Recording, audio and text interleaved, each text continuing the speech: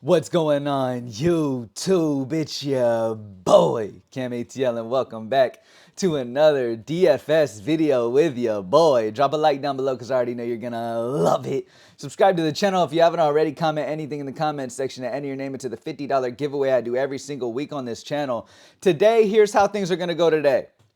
In this video on my channel, I'm going to break down my favorite picks for the DFS slate today for MLB. We have 12 games on tap for the DraftKings daily fantasy slate today. Last night was an absolute huge night. We ended at the top of contests last night in the DFS contests in those tournaments last night. It was an absolutely fantastic night. And as you guys know, at greenlightdfs.com, we have for over 8 years now, probably closer to 10 years. I forget, I've been doing this for so long, where we provide optimal lineups for DraftKings and for FanDuel when it comes to the daily fantasy side of things. If you guys are unaware of what DFS is, right? If you're watching my video, you've only played player props or not. As you can see, you've got these tournaments here, right? You got a PGA tournament, MLB tournament, NBA showdown, total prizes of 1.2 million, entry fee of $25.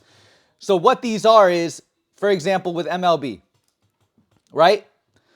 You enter this contest for $5, okay? You build a lineup, you get $50,000 of fake money. You use that $50,000 and you build a lineup, 2 pitchers, a catcher, first base, second base, third base, shortstop, and 3 outfielders. Okay? You build a lineup to your best of your ability, the most optimal version you can based off of how much the $50,000 fake money that you have. Each player costs different. Okay, for example, Byron Buxton is $5,700 today, where Carlos Correa is $3,700. Because of their skill level and their matchup situation, guys will be priced different. So you have to create a lineup, a perfect lineup throughout, using that amount of money with different players being priced differently. It is in my opinion, the most fun way to bet in sports betting in general. And it's crazy that player props has taken such a prevalence in the industry because this is something that is incredibly fun to do. We're going to go over some plays. What I'm going to do here is, this is what I used to do, right? I would come in, go to one of the tournaments or whatever, and I would talk about my high five. Now, my high five is going to be 2 pitchers I love for MLB today in a lineup, as well as 3 batters. Okay? Now, if you want the optimal lineup when it comes closer to time, if you want to know what the optimal lineup is from our opinion, our team at greenlightdfs.com, after we do this shit all day, you can go to greenlightdfs.com and sign up for a package there. Okay, and you'll be able to get the optimal lineups there. I've been doing this for over 8 years, okay, for anybody who may be new. But everybody who isn't new and has been here from the beginning, where most of our following came from, shout out to y'all, man. I'm excited to be back. I'm excited to be doing these videos. The player prop video will be over on Props Made Easy's YouTube channel today. I will be tagging it and stuff like that and putting it on my X and stuff once I make that video. But in today's video, we're back to the high five. MLB high five for today. Just for the purposes of the video, I'm in the $5 entry knuckleball tournament. $50,000 to first place. 53,000 entries in it. You know, I prefer the single entry contest. So if you do play DFS, I think you need to get into single entry contests, single entry double ups. Those are going to be your absolute best options. The more entries that somebody can place in a contest, the more versions you're going to be up against. Like, there's a lot of people in this industry who will build 150 different version lineups and put them into these tournaments. Like, super serious, like, players, right? We're trying to attack it with a single bullet, a single lineup. So it's better to do it in a single entry type of format. Anyway, let's get into the picks for today and talk about why as well. Now, first off, in my strategy so far this morning, I've felt like spending up for one of the pitchers and then going a cheaper pitcher is kind of the more optimal way, because I have an offense I really, really love. And to get that offense, I'm having to spend a little bit. I have a couple bats I really, really love when it comes to spending up. As you guys know, the upside comes from bats a lot of times when they get a couple home runs and shit like that. I mean, you're getting a ton of points in those type of situations. Like last night, we had Carpenter who went crazy, got like over 40 DraftKings points. So sometimes you don't have to spend up on both of your pitchers. You know, it's important to get your pitching right and then get your bats up next. But there are some certain spots, and you'll see why I'm doing this. Anyway, let's start it off with Pablo Lopez as the first pitcher going against the Athletics.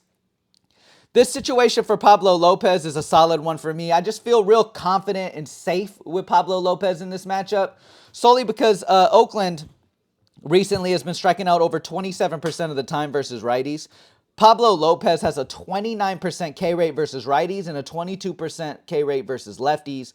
This offense just recently has been striking out a ton versus righties. And Pablo is coming in here and should give us enough at that 9.3 point salary that we're able to get a good solid range out of him. Okay, he's got solid upside, as you've seen with the 33 against Baltimore earlier this year, the 27 against Milwaukee that he dropped.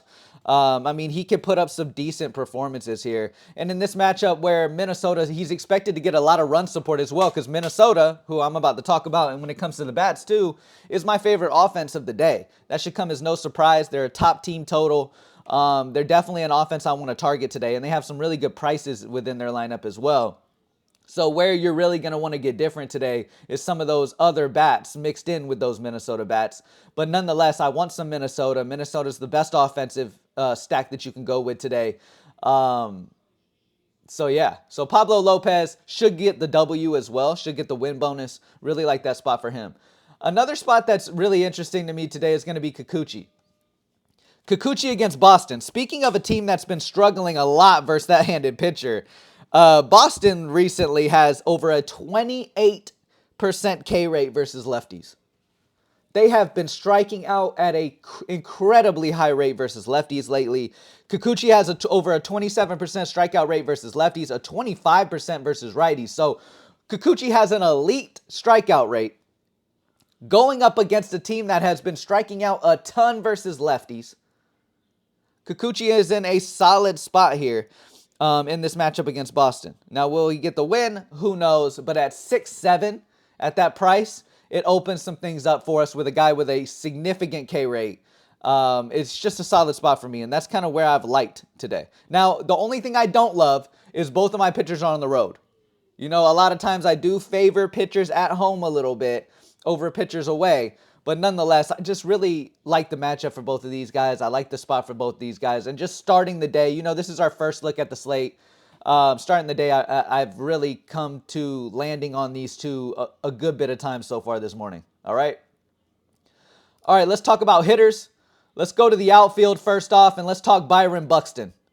Now, when it comes to my spend-up bats, either Byron Buxton or Shohei Ohtani are my two favorite, a few of my two favorite bats today.